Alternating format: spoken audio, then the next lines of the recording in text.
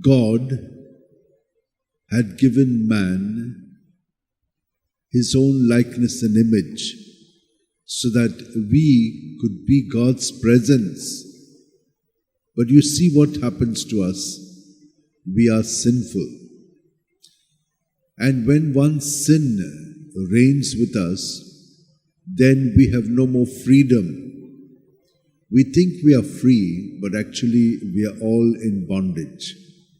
And that is what God saw, that by ourselves, even though He gave them the Spirit, they were unable to be good, because evil somehow manages to get us away from God and makes us live in a very worldly way, by which we all live not in heaven but in hell.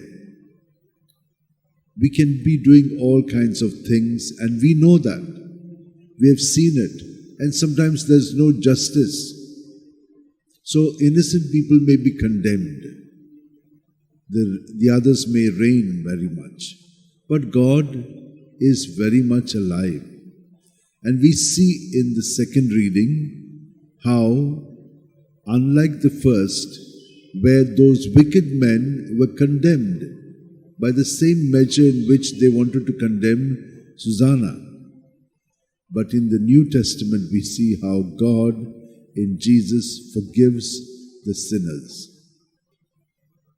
We see how they brought this woman to Jesus and He forgave her and said, "Don't sin again."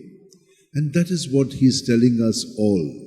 The minute we begin to become aware of our sin, and you may think that it is a big sin, but when you are getting closer to God, even the smallest intention can become a big sin.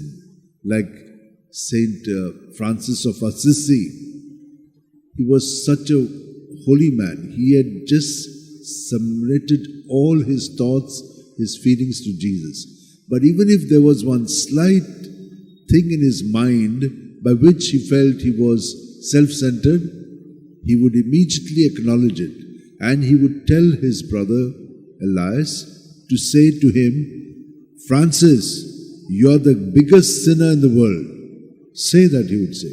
No, I can't say it. No, he said, say it. Because in that way, he would humble himself. My dear sisters and brothers, the Lord is calling each one of us to a greater communion with Him who is dwelling in our hearts, so that all of us, in the measure that we grow into His nearness, we become more like Him, compassionate and forgiving. Let us now ask the Lord to help us in this. Hold your hands, keep them in your lap, close your eyes. The Lord is very near to us. He is dwelling in us. But every breath enables us to be more and more present to His presence within us. So as we breathe in, we are being filled with His Spirit in our body, mind and spirit, so that when we breathe out, we have the opportunity to surrender His goodness, plus all the wickedness that we have collected without His presence in us. We live without His presence, though He is always present. And that's why many of our thoughts, words and deeds flow not from Him, but they flow from our ego self.